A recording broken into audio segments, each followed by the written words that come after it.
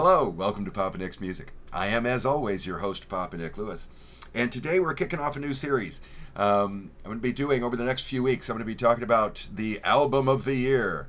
Today we're going in our first installment. We're starting in 1965 and going up to 1974. And for each year, I'm going to tell you what I think the album of the year is. I want to be right up front here. I'm not necessarily saying my album of the year is the best album of the year. I'm not even necessarily saying it's my favorite album of the year. Although all of these are very, very good and they are all among my favorites. They're all going to be getting A+ from me if I'm grading them. It's just that these are the albums that I think in some way define my musical taste. I was inspired to do this when my next door neighbor had fencing replaced in her backyard. And because our yards abut, he said but, she came over and let me know that she had contacted utility providers who were going to be coming out, and they might have to get into my backyard to put down the little flags marking where the utility lines are so that the fence installers wouldn't dig in the wrong place. Which was fine by me, and it was an interesting experience. And for a little while, I had little orange flags in my backyard that told me where the cable line was buried. And looking at that, I thought, okay, that's an interesting idea. Some flags that show you where the cable line is buried in terms of my musical taste. So that's what I'm going for here. These are albums that in some way define my taste. Cool? Cool. Before I get into the album of the year list, subjectivity notice. Anytime we're talking relative quality, I have to do the subjectivity notice. We firmly believe here at Papa Nick's Music that there is no such thing as objectively good or objectively bad art. There is only art that we like and art that we do not. We can support our decision of whether we like it or don't with objective information. But whether or not the art is good is strictly a matter of whether we like it or not. We firmly believe this here at Papa Nick's Music. Which means I am not making objective claims here. I am not saying that these are objectively the best album of the year, and that if you don't agree with me, you're poopy caca. No. These are the ones that I like. These are the ones that I pick out because they're the little orange flags I would put in the yard that is my brain to tell you where the music cable goes. You might disagree with these. You probably will disagree with these, and that's fine. Discussing an artwork that you love with other people who love that artwork is always a good thing. It's entertaining, it's informative, it is your opportunity to see the world from somebody else's perspective, which I would argue is always a positive. It goes off the rails really quick, though, when somebody in the conversation insists on being seen as objectively right. I'm not doing that. I would appreciate it if you would refrain from doing that in the comments as well. Cool? Cool. So here we go. Album of the year. Now, for each year, I'm going to give you my 3 runners-up, and in many of these years, I'm going to give you some honorable mentions as well. So I'm not just going to pick the one album. I couldn't do that if I wanted to. But I'm only going to have one display album for the year, and that will be the album of the year. We're starting in 1965. In 1965, I have no honorable mentions. I just have my runners-up. My third runner-up, I strongly considered making the Beach Boys' Today my album of the year. My second runner-up, I strongly considered making Beatles' Rubber Soul my album of the year. And my first runner-up, because I'm talking about the albums of the year, I'm not ranking the albums of a given artist or anything like that. That means now I can include things like compilations and live albums and soundtracks. And my first runner-up is a soundtrack. It's the Vince Guaraldi Trio with A Charlie Brown Christmas. Man, do I love that album. And when I first started doing this, that was my number one album. That was my album of the year, until I started looking through my catalog and realized I had one more in my collection from 1965 that I think is a better signifier of my taste, and that is Tom Lehrer's That Was the Year That Was. One of 2 vinyl, everything else is on CD. I love Tom Lehrer. I love this album. I love his other 2 albums as well. I've got all 3 of them. The first album I've got as the studio recording. The second two I've got the live versions. If you look long enough, you'll find the studio versus live for each of them. I love Tom Lehrer's sense of humor. I love his musicality. I think he is a good singer. I love Tom Lehrer. And the fact that he is able to wed comedy and music as well as he does means this is one of those little orange flags that shows you where the cable is buried. So, the album of the year for 1965. That was the year that was Tom Lehrer. 1966. Again, I don't have any honorable mentions in 1966. From my perspective, the album as a dominant art form doesn't really kick in until the next year. So it's in 67 going forward that I'm really going to have honorable mentions. In 1966, I considered my third runner-up the debut album of the Monkees, aptly titled The Monkees. I considered my second runner-up, which is Revolver by the Beatles. And I very strongly considered, almost picked, my first runner-up, the Beach Boys' Pet Sounds, which is, I think, just a sublime album. But ultimately, for my album of the year, if I'm trying to show you where the cable is buried, Sergio Mendes and Brazil 66 with Herb Alpert presents Sergio Mendes and Brazil 66. I love bossa nova music. I love Brazilian jazz. Oh my gosh, you're going to see more of this as we come.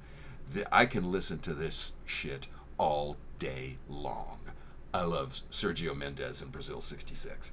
Now, I will be honest, I had heard some of these songs early on, but 66. What I'm 3 years old, something like that. I mean, I'm not listening to music at that point in my life. This is very much a recent kick of mine. It's only within the last probably closer to 10 years that I've been on a Brazilian music kick. Okay, 1967. I've got two honorable mentions, I've got two honorable mentions here. I misread my note for a second there. The first is a Beach Boys album, Wild Honey, which back in my college days, it was vying to be my favorite overall Beach Boys album. So I got to mention it. I also want to mention an album that I was mostly unaware of until here very recently. It was a couple of years ago, I think, now that I did my Summer of the Bee Gees, where I immersed myself in all things Bee Gees. And that's when I came across Bee Gees first. I wasn't horribly familiar with that album before, but boy, I love it now. So those are my honorable mentions. I was just talking about Brazilian music. My third runner-up, I should say, for 1967 is Antonio Carlos Jobim's Wave. Oh man, is that a gloriously beautiful album. My second runner-up, of course, if we're talking 1967, we're talking Sgt. Pepper's Lonely Hearts Club Band by the Beatles.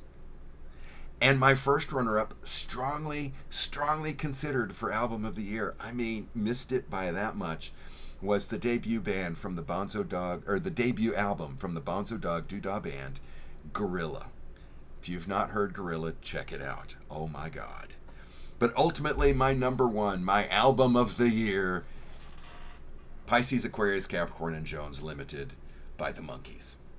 It's my favorite Monkees album. Spoiler alert if you haven't seen my Monkees album ranking. A very deep affection for this album. Largely, I think, because it's a Mike Heavy album, but also because this is the Monkees.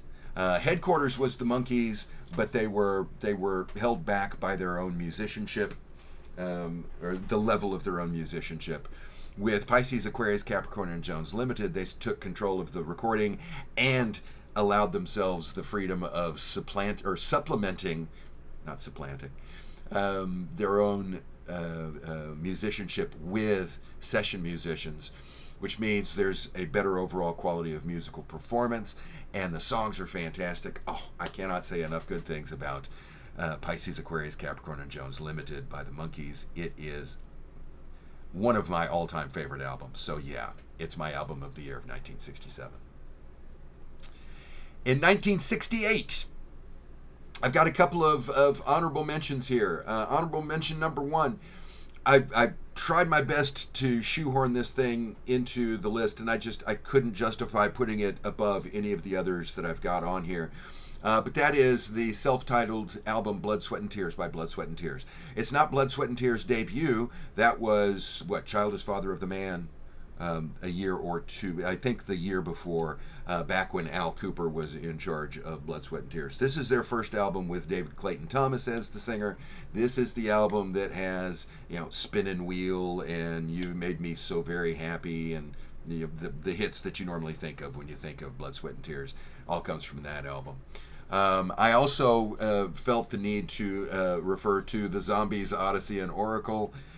If you like the Zombies, you've got to include Odyssey and Oracle on your list somewhere. You got to get it in there somehow, and I got it in as an honorable mention. But as far as the contenders here go, my third runner-up for Album of the Year of 1968 was the debut album of a bright young singer-songwriter, Randy Newman's self-titled Randy Newman.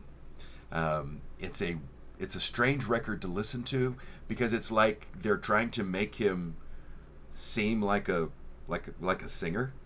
It's like they're trying to make him into a thoughtful, artistic vocalist, and Randy Newman is not a singer. He is a songwriter, but he's not a singer. It took them a while to crack that code. They hadn't quite gotten there yet, but this has some brilliant music on it. Oh, Davy the Fat Boy alone is worth the price of the album. My second runner-up is evidently the eponymous album year. My second runner-up is also eponymous. It is the Beatles with The Beatles, often called the White Album. I can't quite put the Beatles much higher than second runner-up because while I deeply admire most of it, it has some glaring faults. But hey, second runner-up for the year. My first runner-up is an album that I didn't include when I ranked the Monkees albums. I kept Head out, and I kept Head out because it has elements of soundtrack, and if you take out the elements of soundtrack, it's only an EP, and I can't rank EPs. It doesn't fit in. But it fits in here because, oh my God, is the music on this fantastic. The Monkees with Head is my first runner-up for 1968. But my actual album of the year of 1968 is a Beach Boys album. And it's a Beach Boys album that... I'm just going to show you. It's Stack of Tracks. If you want to know why I'm a Beach Boys fan, listen to Stack of Tracks. If you're not familiar with Stack of Tracks was, I don't know whose idea it was, but somebody had the bright idea of going back and taking a bunch of a bunch of the Beach Boys hits and removing the vocal tracks from them and just releasing the instrumental backing tracks. It came originally, the vinyl came with a lyric booklet so you could sing along. It's like, prehistoric karaoke here, right? I love listening to these songs. As much as I love their harmonies, I also deeply, deeply, deeply love the arrangements, the orchestrations that Brian Wilson is using. If you've never listened to any of Stack of Tracks, oh my God, track it down and give it a listen. Album of the year, 1968, Beach Boys, Stack of Tracks. 1969. It was a big year for albums. I've got three honorable mentions. The Beach Boys 2020, excellent album. Crosby, Stills and Nash's debut album, self-titled Crosby, Stills and Nash. Excellent. It's the only Crosby, Stills and Nash album I own. It's the only one I need to own. It's wonderful. The Who released Tommy. I mean, come on. I grew up on that stuff. But as far as my album of the year, my third runner-up for 1969 is The Kinks with Arthur, or The Decline and Fall of the British Empire. Of all of the Kinks' 60s and early 70s albums, Arthur is head and shoulders my favorite. I love Arthur. My second runner-up is my favorite album by the Bonzo Dog Band, and that is Keynsham. Oh, I love Keynsham. My first runner-up is Isaac Hayes with "Hot Buttered Soul." We've got like what, 3 songs on 4 songs I think on the whole thing. It's extended music. By the time I get to Phoenix on here, just oh my god, I love "Hot Buttered Soul" by Isaac Hayes. But album of the year, I've got to go with a conventional choice. You know, I've been giving you stuff like Stack of Tracks and Sergio Mendes and Brazil 66, stuff that you're not seeing coming. Tom Lehrer, who saw that coming? I had to include the Monkees a few years ago, and I've got to include the Beatles now because contender for one of my all-time favorite albums is Abbey Road. And you can't get a sense of where the cable is buried in my musical taste without knowing there's a big orange flag stuck where Abbey Road is buried. I mean, I'm losing track of my metaphor, but album of the year 1969, Abbey Road. And I had several choices. I've got this that I could hold up. I've still got it on vinyl back there that I could hold up. I've got over this shoulder the special release that came out a couple of 4 or 5 years ago now, I guess. That's a time question. I don't do elapsed time very well. But I just decided to go ahead and go with just the simple plain CD. 1969, Beatles, Abbey Road. 1970, he said, adjusting his spreadsheet so that he can read it. 1970, I've got 2 honorable mentions. Honorable mention number 1 is another one of those Bee Gees albums that I discovered, and that is 2 Years On, a brilliant album. I've also got one of the few albums by one of my very favorite songwriters. I love Neil Diamond as a songwriter. I love a bunch of, if I'm making my list of Song of the Year, he's probably going to be featured more heavily because I think he is just a brilliant songwriter. But his albums are always kind of hit and miss to me. I don't see a whole lot of difference between a regular Neil Diamond album and a compilation, right?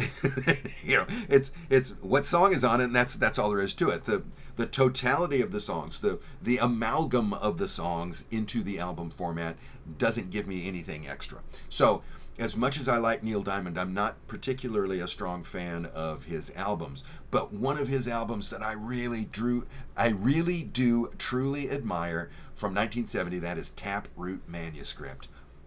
That's a good album. But as far as the contenders for album of the year, my third runner-up, my favorite album by the band, and that is Stage Fright. Oh, I know you music from Big Pink people are out getting ready to leave piles of burning bags of burning dog shit on my front porch for saying Stage Fright is better. But I'm sorry, Stage Fright is the best band album that they released. My second runner-up is a band I'd never heard of prior to the COVID shutdown. It was in the COVID shutdown that I really started looking for new music because, man, tension was thick and I needed a release. And one of the groups that I found was the American rock group Fanny. And their self-titled debut album, Fanny, came out in 1970. Oh, I love Fanny. That's good stuff. My first runner-up, though, for 1970 is an old contender, and that's the Beach Boys with Sunflower. Sunflower is an excellent album. It is a very good group album, has a lot of good stuff on it. But it's not quite as informative as far as my musical taste as my number 1. And I'm cheating a little bit here because I have to hold this thing up. My number 1, my album of the year for 1970 is Michael Nesmith and the First National Band's Magnetic South, which I think is the white. The white and the blue ones are Magnetic South and Loose Salute, and those are the two. Although that may be Loose Salute. Anyway, I'm not sure off the top of my head. But Magnetic South, I love this album. I could have picked Loose Salute because Loose Salute has a couple of songs that I like more than anything I like on Magnetic South. Magnetic South has an average that's per song that's higher than Loose Salute. Flip a coin, throw a dart. They're both fantastic albums. And you can't understand music, or it is difficult to understand music the way I understand it, to appreciate the way I appreciate it, without a heavy dose of Michael Nesmith. So, Michael Nesmith and the First National Band, Magnetic South. Even if I don't know which album cover goes with which, because this is how I learned about it, the compilation. Cut me some slack. Okay, 1971. Now, 1971 is a big year. I say it's a big year because I've got 1, 2, 3, 4, 5, 6 honorable mentions in addition to my 3 runners-up in my album of the year. It's the second biggest year out of these first 10.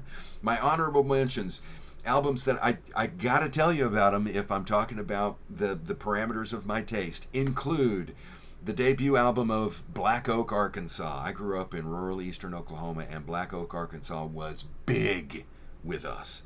And that first album was fantastic. Randy Newman Live came out in 1971. This is, I think, really where Randy Newman as a performer finally gelled. Billy Joel's Cold Spring Harbor, very good collection of songs. Sly and the Family Stone, There's a Riot Going On. The album that introduced me to Sly and the Family Stone when I was a kid, because my older brother had a copy of it. The Alice Cooper Band with Killer, great album. The Kinks with Muswell Hillbillies, great album. There's a lot of good music coming out in 1971. But when it comes to album of the year, my third runner-up, The Who's Who's Next, which might as well be a greatest hits album. My second runner-up is the Beach Boys with Surf's Up, because, oh, come on. My first runner-up, he was my first runner-up a couple of years ago, and he's my first runner-up here. It's Isaac Hayes again, and this time with Shaft. If I'm doing an Isaac Hayes album ranking, which I might do one of these days, I won't include Shaft because it's a movie soundtrack. It doesn't play by the same rules, but I can include it here because, oh my God, was that an influential album. Oh man, who's the Black Private Dicks that's a sex machine to all the chicks? Shaft. Damn right. Oh, I love Shaft. But my number one, my album of the year, this is one of those, it's a no-brainer. As soon as I started thinking, I knew whatever year this album was in, it was going to be album of the year, and that is Fragile by Yes. About this time, it's about early 72-ish, I'm 8, 9 years old, and I'm starting to establish for myself what I think good music is. I'm the youngest of 4 kids, and so even though there was always music playing in our household, I was never the one who got to choose it, and so I was always having to listen to what everybody else liked. But by the time I got to this age, 8, 9, 10, that general neighborhood, it was easier for me to secrete myself somewhere. Secrete myself? It was easier for me to hide somewhere in the house and listen to music that I wanted to listen to. And oh boy, was this thing on that list. This was my first favorite album. I adored this album. And to this day, it's the first album that I bought when I started converting my vinyl to CDs. I love, yes, Fragile. 1972. With 1972, I've only got 3 honorable mentions. 2 of them are albums that, in this format's the only time I'm ever going to talk about them, because one of them is a live album, Neil Diamond's Hot August Night, one of my favorite live albums, and the other is a compilation, Kinks Chronicles, which that is, if I'm going to listen to a 60s era, late 60s up through the early 70s era Kinks album, if it's not Arthur, it's going to be Kink Chronicles, because I want the hits for those earlier albums. I'm not as big a fan of the albums themselves as much as I am the individual songs. It's also worth pointing out that the Raspberries released their self-titled debut in 1972. You cannot see music the way I see it unless you've got a healthy respect for power pop. And the Raspberries debut, big chunk of that. But as far as my contenders for Album of the Year, my third runner-up for 1972 was one of my favorite albums that I discovered in the summer of the Bee Gees a few years ago, or a couple of years ago, and that was To Whom It May Concern. My second runner-up is one of the single most influential albums I've ever listened to in my life. For reasons that I talk about when I rank the Steely Dan albums, I talk about what an impact Can't Buy a Thrill had on me and why it had that impact. More information, go check that video out. And of course, Michael Nesmith. My first runner-up is his wonderful, wonderful And the Hits Just Keep On Coming. Oh my God, do I love that album. But as much as I love that album, and as much as I really wanted to jam it into Album of the Year, I had to save Album of the Year for Randy Newman's Sail Away. This is brilliant songwriting, brilliant orchestral arrangements. Oh, love Sail Away. Love, love, love Sail Away. 1973, another popular year. I've got 7 honorable mentions, 7 albums that I couldn't not mention. Alice Cooper Band's $1 Billion Babies. I love that album. Tower of Power's eponymous Tower of Power, which I got at the same time that I got Steely Dan Can't Buy a Thrill, and it had the same kind of impact on me. I love Tower of Power. Steely Dan's Countdown to Ecstasy, the Beach Boys in Concert, one of my favorite concert albums, Paul McCartney and Wings with Band on the Run, and of course Neil Innes's debut solo album, How Sweet to Be an Idiot. All of this came out in 1973. It's all deeply meaningful for me, but none of it quite knocks my Album of the Year contenders out of their spots. For my third runner-up and my second runner-up, I have essentially a tie. You can fly. Doesn't matter what order these two are in because they are both here for the same reason. They are Bachman Turner Overdrive's second album, BTO2, and ZZ Top's Tres Hombres. Now, I was talking a couple of years ago about trying to develop my own taste, right? When Fragile by Yes became my favorite album. These two albums figure prominently in that effort as well. I have a very distinct memory that goes with each of these albums. It's not of a specific time, it is of a specific attitude, a generic time, I can see where I am in the house where we lived.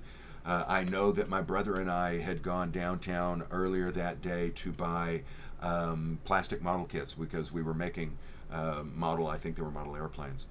Might have been tanks. We were heavy into war stuff at that time. So I know the scene in my head, but this doesn't resonate with me just because of that. It's just that's when the music sank its roots in. And so every time I listen to it, it's a line on the continuum from that distinct moment. And that was, we were listening to both BTO2 and Tres Hombres that afternoon. And to this day, I love both of those albums for reasons that go well beyond the musicianship and the songwriting. It's just, this is central to who I was then. And I still love the music now. So I still listen to the music now, which means I still have an attachment to the kid I was then. My first runner-up, almost got Album of the Year because I think it is such a significant album, and that is Holland by the Beach Boys, which, okay, is Holland my favorite Beach Boys album or is Pet Sounds my favorite Beach Boys album? I mean, I've got a good argument either way, which I went at great length on in my Beach Boys ranking video. If you want to go back and look at that, it's the first of these music discussion videos I posted.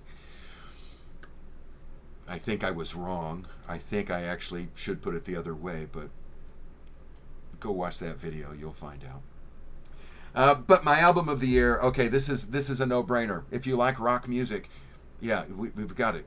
we got to put this thing on there. Pink Floyd, Dark Side of the Moon, of course. This thing represents, in the same way that earlier albums I've mentioned, even if they didn't make it all the way to Album of the Year, Pet Sounds from the Beach Boys, Sgt. Pepper, Revolver from the Beatles. These things are like they are mile markers on the rock era freeway. Man, am I torturing metaphors today. If you are trying to present a coherent history of rock, music in the rock era, you have to address this album. Whether you like it or not, you have to address it. It had that kind of impact. Now, it turns out I really like it. And so it's easy for me to put it in as Album of the Year. But it belongs there. Even if I think it's overrated, it still belongs there. And then, finally, my last year of this episode, 1974. I've got some honorable mentions here. Steely Dan's Pretzel Logic is worth mentioning. Now that I can talk about compilations and live albums and that kind of stuff, hey, this was the year that the Beach Boys released Endless Summer, and oh my God, that was huge. This is BTO released Not Fragile, which many people, myself included, if you force me, consider to be their best album. ELO released El Dorado, which was a wonderful album. Queen released Sheer Heart Attack, which is, as far as I'm concerned, their first truly great album. But for me, if we're looking at the album of the year, we have to look at these runners-up. My third runner-up, again, thank you to my Summer of the Bee Gees. Without that, I never would have known about the album Mr. Natural, and oh my God, do I love Mr. Natural. So Mr. Natural is my third runner-up. My second runner-up, because it meant so much to me when I was young. I still appreciate the album. I still listen to it occasionally. It's lost a little bit of its luster, but that is the debut album from Kiss, their eponymous debut, Kiss. And then finally, my first runner-up for 1974, again, Randy Newman with Good Old Boys. But my album of the year, and this is very much a modern thing. If I'm talking about what I thought the album of the year would have been in 1974, probably wouldn't have been any of these, because it probably would have been Endless Summer. That was not Fragile. Endless Summer and Not Fragile were the two that I was the most familiar with then. But now, hey, with the benefit of hindsight, I can talk about Antonio Carlos Jobim and Elis Regina. I hope I'm pronouncing most of those words correctly. With Ellis and Tom. Oh my God, is this thing joyous to listen to. I'm telling you, I have been listening to a lot of bossa nova, a lot of Brazilian jazz over the last 10, 15 years or so. And I cannot get tired of it, no matter how much I listen to it. And this thing just sparkles. If you have never listened to Ellis and Tom, stream it as soon as you're done watching this video. At the very least, I don't want to get my glasses, and I can't read the titles, and because they're mostly in Portuguese, I need to read them because I can't remember them. But there are a couple of songs on here that are just... It sparkles. The whole thing sparkles. The whole thing sounds like two people who deeply, deeply like and respect one another, sharing musical gifts with one another. This is the listening to music equivalent of watching home movies that were filmed on, Christmas morning from when you were a kid, right? It's just they're giving each other gifts all the way through this thing, and it is joyous. It is a wonder to listen to. I cannot recommend it highly enough. And it is my album of the year, 1974.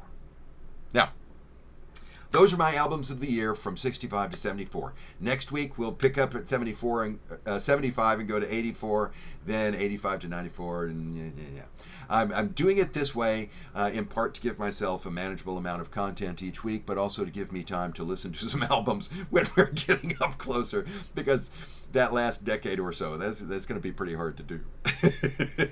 Anyway, these are my albums of the year. What do you think? Do you agree with them? Do you disagree with them? Drop that note down below. I always love hearing from you. If you enjoyed today's video, thanks. I'd appreciate it if you click the like button, and while you're down there clicking, go ahead and click the subscribe if you've not already done so. It costs you nothing, but it means the world to me, so I very much appreciate it. Thanks again for hanging out with me today, and I hope that the rest of your day is cheery. See you soon.